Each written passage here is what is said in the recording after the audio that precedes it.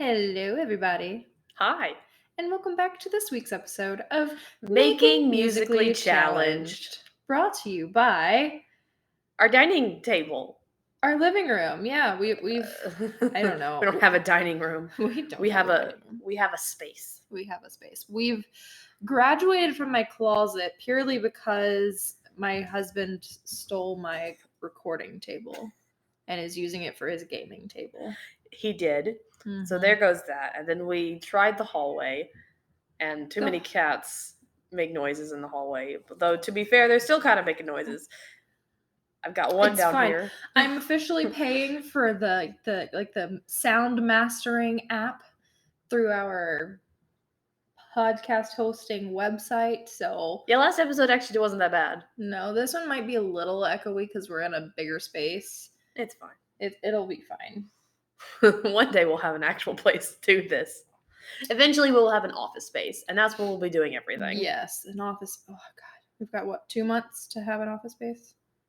May. Let's see, we're in March. Yeah, pretty much. Mm-hmm. 2 months. 2 months to go. Woo! Yay! So, I'm sure you're all excited to hear that this week's episode is The Zuotomo. So, the Zuotomo is a completely made up race. You're never going to find a Zuotomo. It's based off a few things. It's based off a few things, but the name, just like the Purpura, it's kind of made up by yours truly. Well, no, it's a Latin name. It's a real word. Well, no, but I'm saying, like, it's not an actual creature. Oh, yeah. It's not a vampire. No. It's literally something that we found a word we liked, put a name to it, and Well, if anything, they're like polymorphs, but they're different furries. mechanics. They're basically lycanthropes, but they're not all wolves. Mm-hmm. So I guess polymorph is the better term. That's the word I'm using. Yes. So a Zuotomo can only be a human. It is no other race. Yes. Do you want to dive into history first, or do you want to go into like? We will in a second. Let's do like the lighter topics first. The Zuotomos are a dark race, guys. Everything's a dark race. The elves aren't that dark. The only happy race, in my opinion, are the Purpuras. The Purpuras aren't that dark. The fairies aren't that dark. To a point. Like the fairies themselves. No, the history behind the fairies, no. It's a little sad, but not dark. So anyway, so the Zuotomos are human, and so their sexuality typically is heteronormative, or heterosexual. Ew. However, we do have them. Obviously, there are outliers. There can be a gay or lesbian. Or, as we say in all episodes, anyone can be anything, but this is traditionally and culturally speaking. Yes. However, we are kind of giving a nod to the furry community with the Zuotomos. That's kind of what I guess you would call it attraction. It's kind of like how last week with the vampires, we gave them more the Dom sub-community. Mm-hmm. This time we're giving the Zuotomo the furry community. Yes. So we're making little nods here and there. Yes. Because like they are their own separate thing. Exactly. They're just not an actual sexuality. That I know of, they might actually be a term for it now. I'm not sure. Well, it's something that you're attracted to. And that's the same thing like throughout. Like the orcs are attracted to strength. If not. The Zuotomos are kind of furries. They're attracted to, not all of them, obviously, but some of them are. Mm-hmm. And some humans can be furry leaning. Actually, anybody could end up with a Zuotomo. Anybody could be furry leaning. Well, because, okay, so a Zuotomo on a day-to-day basis looks just like a human. However, if, like their emotions take over or they choose, they can turn into their more animal-esque form. They are still humanoids. They just kind of sprout features of said animal. And I know we've mentioned Gabriel. Mm-hmm. Gabriel is our Zuotomo that's going to be one of the lead characters. He's a lion. So like on a day-to-day basis, no one could tell that he's a Zuotomo. However, if he loses his cool, which will happen, mm-hmm. he sprouts a mane. He gets furry. Literally, he looks like furry. A lion. He literally turns into a humanoid lion. Yes. And that can be any sort of mammal, whether it's yes, Meredith. And just to clarify, each Zuotomo can only turn into one kind of animal, and a lot of it has to do with personality. Yes, your animal is kind of based on your personality. So like, there's cheetahs, there's gorillas, there's lambs, there's monkeys. Like any mammal is a possibility for you to turn into. And like I said, personality has a lot to do with it. So it's like a lot like nature versus nurture in a sense. And that's kind of what we explore a lot when we actually explore the... Oops. I thought you turned your phone on airplane mode. That was my tablet, actually. I probably should go throw that on the kitchen counter. I'll be right back. So that's a Zuotomo. Up while Maribeth's walking away, I'm going to go ahead and tell you that we're fixing to dive into the history and creation of the Zuotomos. Now, they have not always existed. They were an experiment. Long ago. Before the Great Key Change. Way before the Great Key Change. So basically, before the Great Key Change, which is... Honestly, the key change really wasn't that long ago in the grand scheme of things. So our show takes place 50 years after the Great Key Change. If you don't know what the Great Key Change is, go listen to pretty much any of our other episodes. They will kind of describe it. It's a giant alliance. It's the alliance between the most of the other races.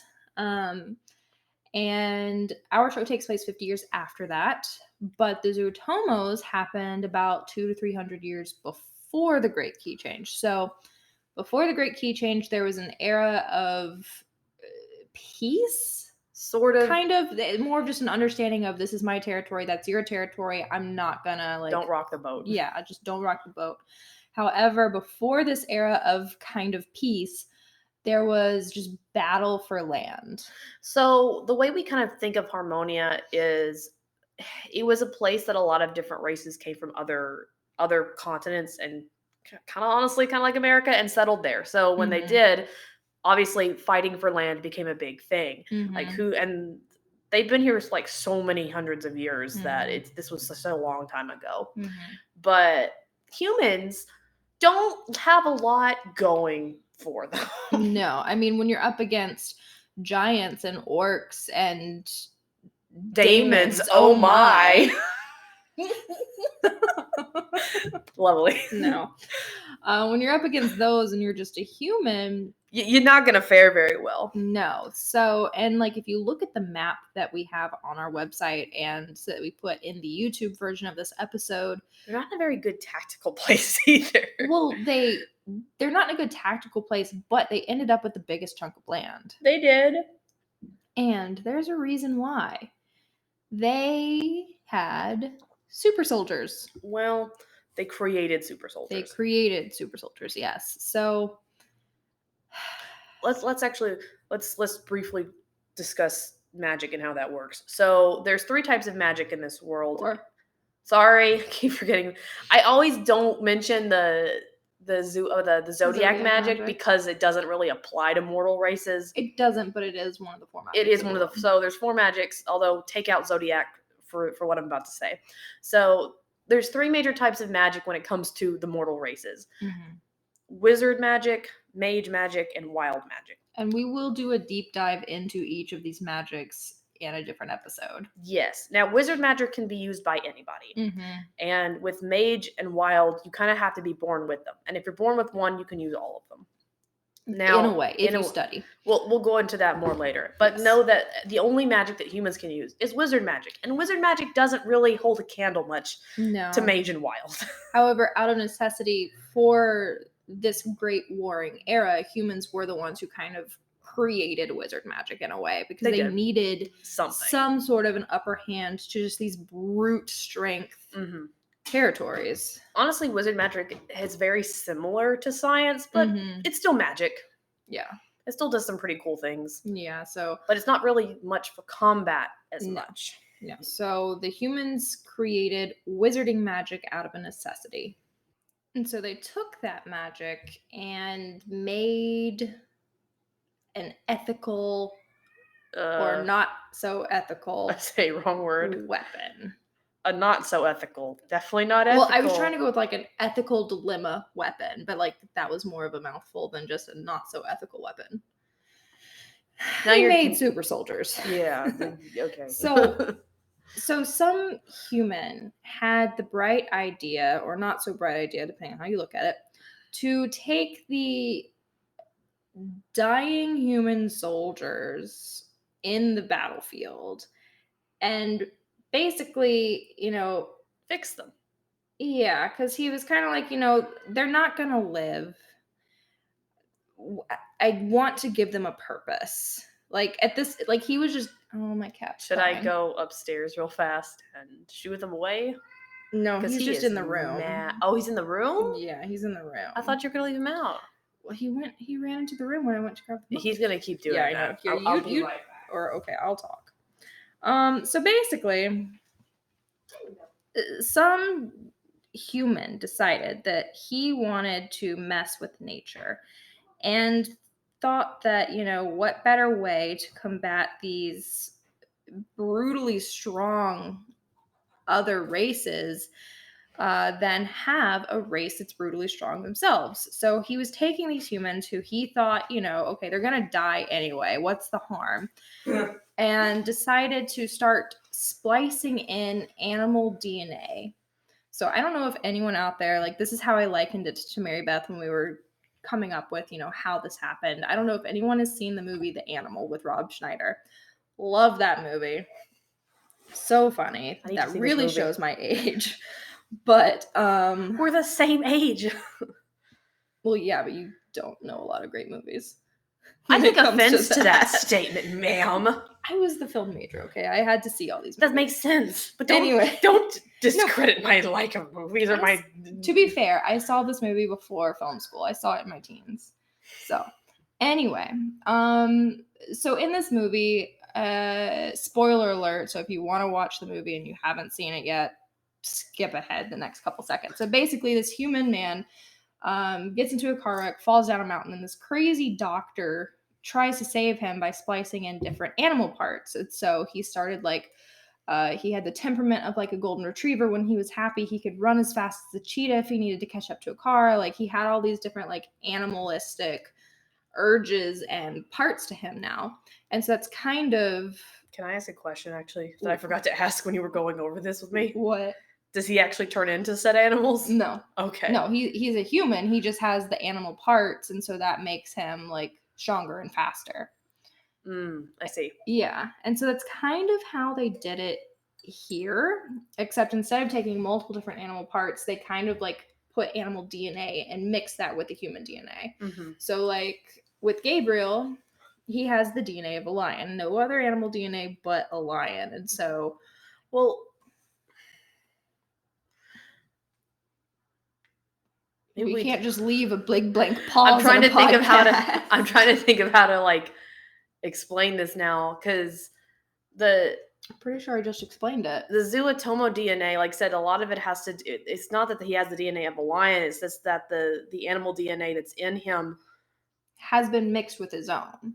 Yeah, like because there was different ones that were created, and I guess it's not hereditary though what animal they turn into. It's personality. Exactly. So it's the gene to turn into an animal is hereditary because it's like passed down from parent to parent, and you may not have it. The gene may lie dormant inside of you.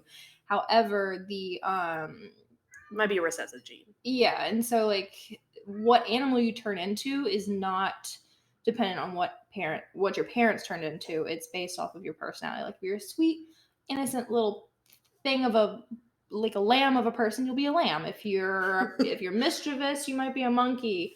If you've got like the heart of a lion, you'll be a lion. If you're a trash panda, you'll be a freaking raccoon, Okay.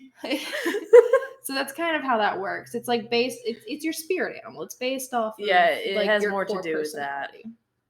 So that is, in essence, how Zuotomos came about. Now, once they served their purpose in protecting the city, the people kind of rebelled against them. and their own zodiac doesn't like them. Libra, she is not like them. She thinks they're an abomination against her creation. Yeah. And so the normal, quote unquote, normal humans don't really like them either. And you fear what you don't know. Exactly. I liken it to, so I'm going to throw out my own reference now. Okay. So if any of you have seen the 1994 Disney series Gargoyles, you'll know that in the very first episode, really, the gargoyles protect, spoilers, not really because it's the first episode, but the gargoyles protect the castle from invading Vikings, I believe. Mhm. And even though they, protect the people and keep them from being enslaved and stuff, the people are still like, we don't trust you and we don't like you. And like even the princess is like, there should not be beasts in the dining hall. And it's like, It's okay, like, relax. They've literally been protecting you. So that's kind of the mindset that the humans have against the Zuotomos is you're not normal. We don't like you. We're afraid of you. We want to so let's see. So after the Zuotomos, protected Harmonia, protected the capital, and brought peace back to the human era or the human territory. The humans kind of wanted just to get rid of them. They're like, you've served your purpose, now leave. And so they were kind of banished for a while. And it wasn't until King Thane, who started the Great Key Change, his great grandfather had an affair with a Zuotomo, had a son. And so that son is King Thane's is his uncle, basically. And so his grandfather then saw, he loved his uncle. But his uncle was hidden in secret inside the castle walls because, he was the bastard child, for lack of better words. Like Are you allowed to use that word on the podcast? Well, yeah, because that's literally what a child out of wedlock is called. I'm not calling him that. I'm saying he is a bastard child. No, never mind. Yeah, it's not a curse word when it's put in that terms. We try to keep the podcast clean just so I don't have to mark it as explicit, but that's literally what that term is called. I mean, I know that. So it's fine. However, and he loved his uncle, but he saw that, the uncle was hidden away, that the uncle was a source of shame. Yeah. And he didn't understand why, because his uncle was like the greatest human that he knew. He was so great, so nice, so funny. And so when King Thane's grandfather became king, he kind of put a stop to like the mistreatment, or he attempted to put a stop to the mistreatment of Zuotomos. Well, we discussed that when they decided to more or less get rid of the Zuotomos, they tried to like put them in facilities where they could find a way to get the gene out of them. Yes. So and a lot of them had to go into hiding because of that. Right. And we kind of liken it to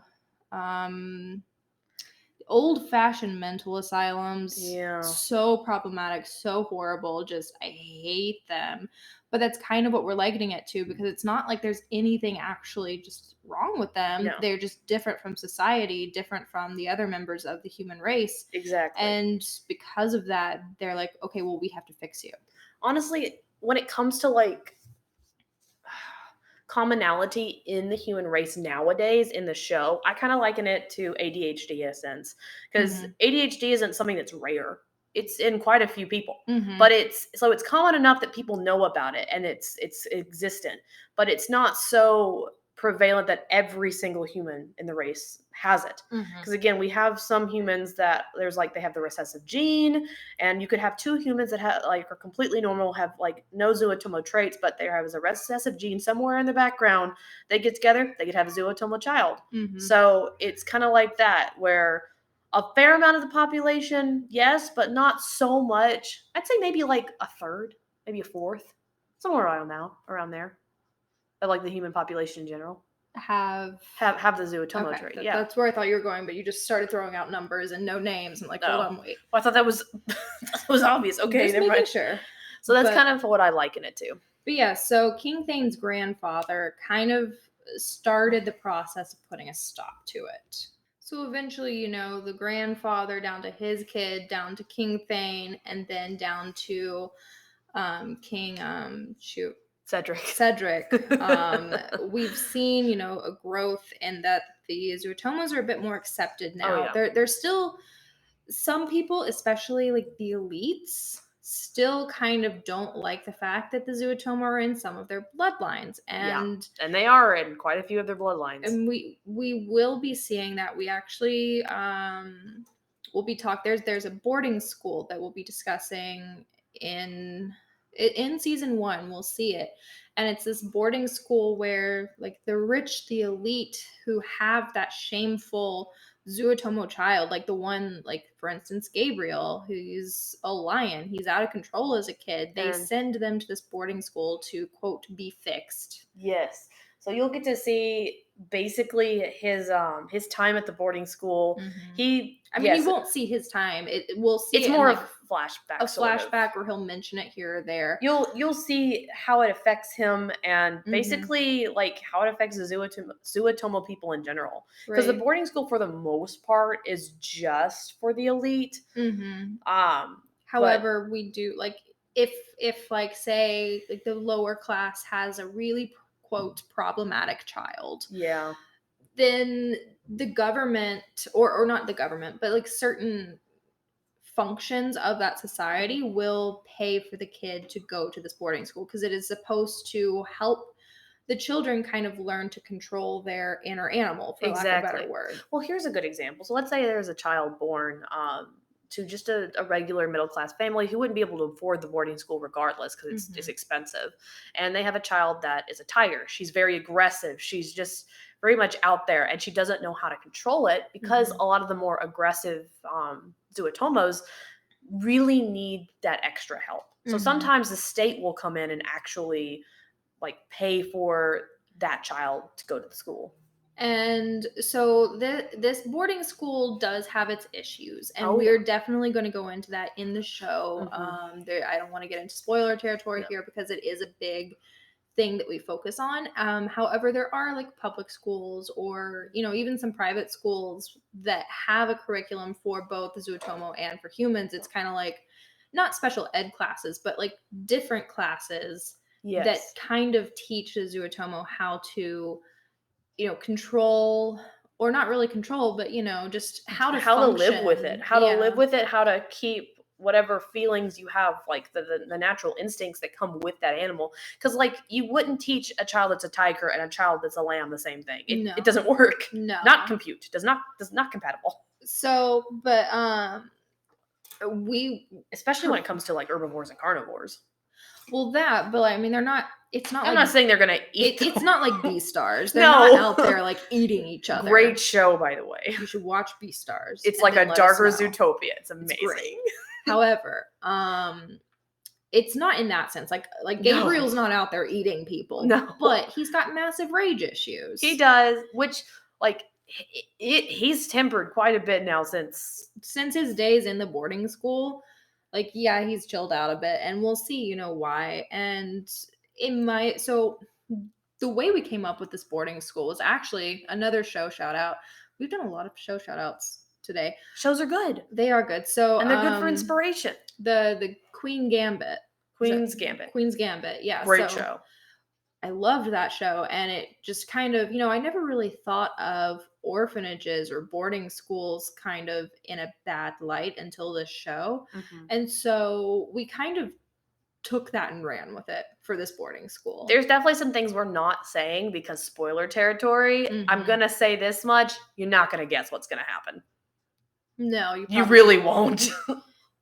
If you have, okay, here's something fun. Give us your like comment on this, or like send us emails or something, and like give us your best guess. And if anyone can guess, like we'll have you on the show. Something like that would be kind of cool. Yeah, we'll like invite you to be a part of the podcast or something. But if you can correctly guess what's gonna happen, like go for it. I love theory videos. I know. I love theory videos. I know. We live off of theory videos. I can't wait to see the theories that people come up with once we actually start releasing the show, because I'm gonna be like, what do you got ideas for? And it's gonna be like, well, dang it, we should have thought of that. I know, right? It's like, why didn't we think of this? Can we hire you as a writer? No, I like what we've come up with. I don't want to. I love what we've come up with. So, but this boarding school is problematic, and we're really going to dive into that Mm-hmm.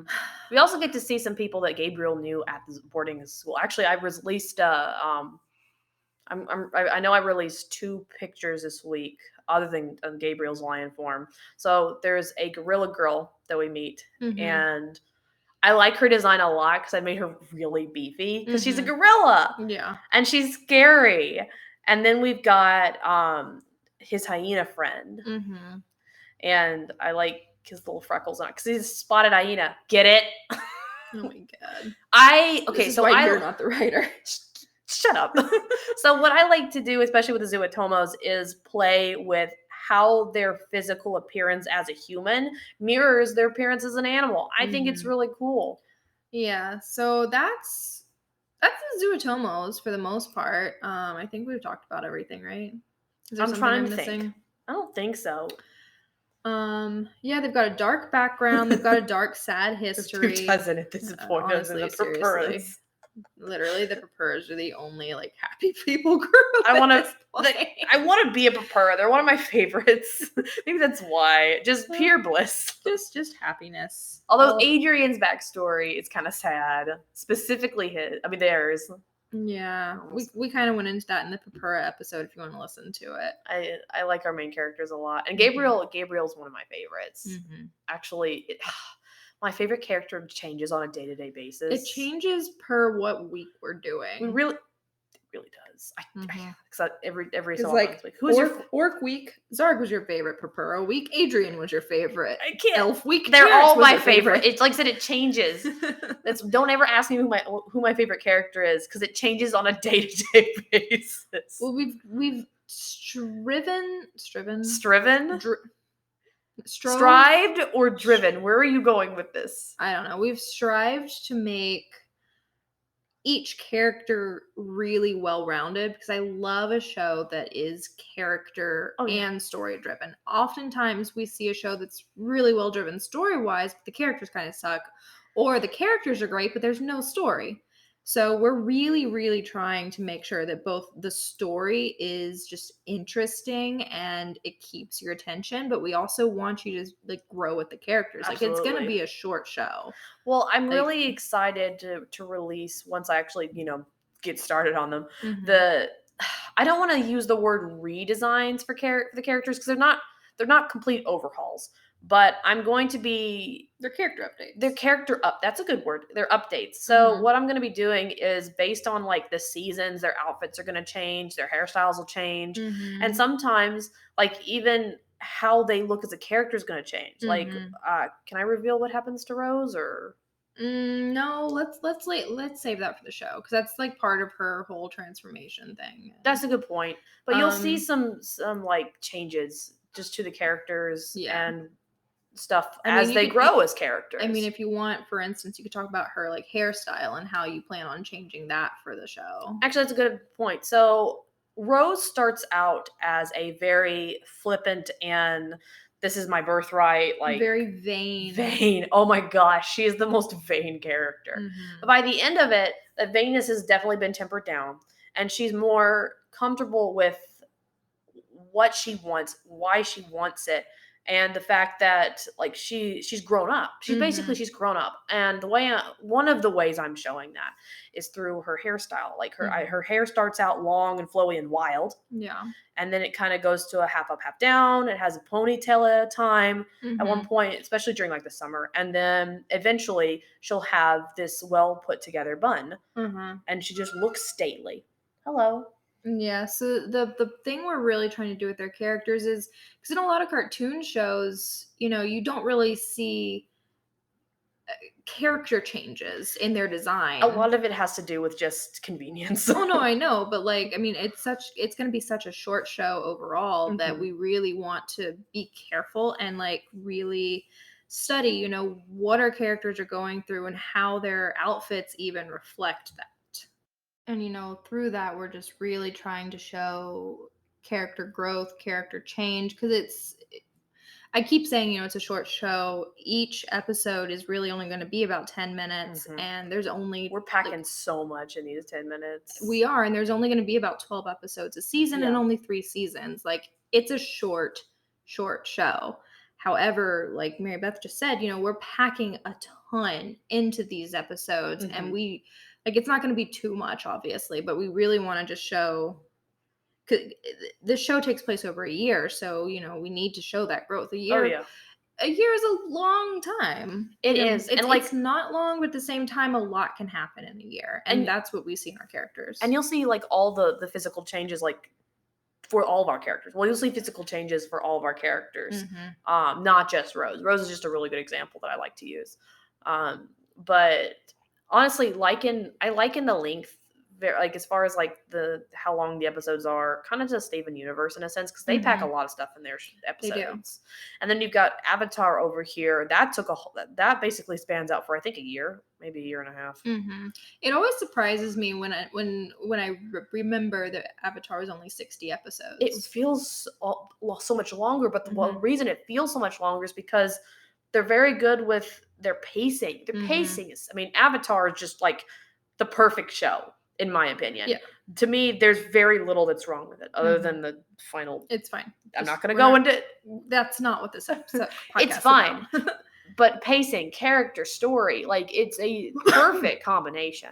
Yeah. And while we are not trying to be the next Avatar, no, not at all. We do like to take the lessons that Avatar gave us when it comes to like a good show, and use those because they're good lessons. They really are, and that's the one. Like, we've spent so long developing this show that we want to make sure that we do it justice by creating it in the correct way. Yes. We need to make sure that we take our time. We do everything in our power to make sure that what comes out on screen is what we've been hoping for the past however many years we've been working on it. Like, we don't want to just say, okay, this is have our animators, let's get it out, let's go. No, we're going to take our time on it. Quality is far more important than quantity to me.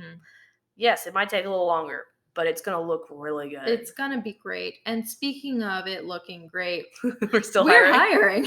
We're still hiring animators. I know that, it's a scary time. It's a pandemic.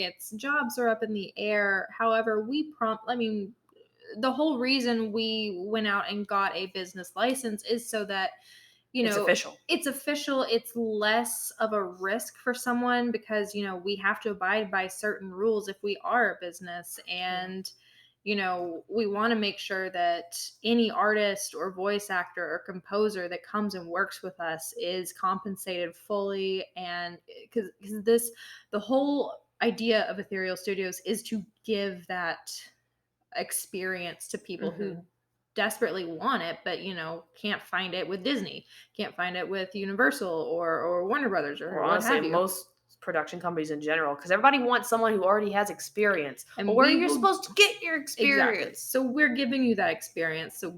So and it's not some stupid unpaid internship. Exactly. We will compensate you fully for your time at a competitive salary. Can you hear the frustration in my voice? I know. That was our experience. So we don't want people to go through that. Trust me, it's not a fun time. I mean, there were so many people I graduated with from a film school who are not working in film because it's so hard to break into. And you have to have a lot in savings. Some people get able really to do lucky that. Too. Or you can like I don't want to ever discount anybody's hard work. But sometimes like opportunities, like sometimes it is just pure luck. Yeah. And so we want to be that pure luck. Just stumble onto Ethereal Studios and, we just want to create a little family here. Yeah. That's what we want. And we hope that you guys want that too. We hope you really like the show. We love it. Please rate and subscribe, especially on like Apple Podcasts, places like Spotify. That really helps with our viewership. We also, don't forget, have a YouTube channel. It's Ethereal Studios. Nobody watches my YouTube. I work hard on those. And the link for all of these is on our website, musicallychallengedshow.com. And then if you want to see what our upcoming projects are, check out etherealstudios.com, ATHIRIAL, Ethereal Studios. Those, because we have a few projects that we've also been working on for a few years that are on the back burner until Musically Challenged is over, and then we're going to really start picking up on those. And fun fact, they're all kind of in like a little multiverse sort of thing. So there's going to be like tie-ins, which will be really fun to see. Not big ones. Not big ones, but the worlds do connect. They do. We decided to kind of do that because we're just cliche. It's fun. It's fun. I'm really excited, not just for Musically. I'm mostly excited for Musically Challenged because we put more work into this show than I think we've ever put in. Well, I don't know. Alice is up there. Mad Alice. It's based off of Alice in Wonderland. It was originally called Alice, but we're calling it Mad. It makes more sense to call it Mad. But we called it Alice for so long that we still sometimes call it Alice. Yeah. That one had a lot of work. But that one needs a massive overhaul again. It does, because to be fair, it's not as bad this time. Oh, it has a lot of work, but it's not as cringy. And that one, so like with Musically Challenged, we're focusing on sexuality. With Mad, we're focusing on mental health. And it's just it's so good. We'll do. I mean, obviously, once we start working on Mad, you'll hear podcasts about that instead of Musically Challenged. Exactly. And then we'll do Got Ghost eventually, and I love Got Ghost. I like my character designs a lot for Got Ghost. So we've got a lot coming up, and we want you guys to be a part of it. You know, we'd love to see familiar faces and just create a family, basically. So one thing at a time. Musically Challenged first, because this one's gonna be it. I'm excited. This is. So help us make our dream a reality, and we will help you make your dream a reality. Yeah. I think that's all my plugs. Good job. That's everything I have to say. That was a fun episode. I enjoyed this. Yeah, it was a good one. All right, guys. Thank you. Remember, Escape Artist on TikTok. That's Mary Beth. She's still releasing things on TikTok for like the weekly episodes. They kind of have a theme. Reminds me before we do go. Next week we are also doing a thing where you get to choose what episode you want to see. What are the options? We've got a deep dive into zodiacs, all of them, or a deep dive into our magic system. So cast your votes.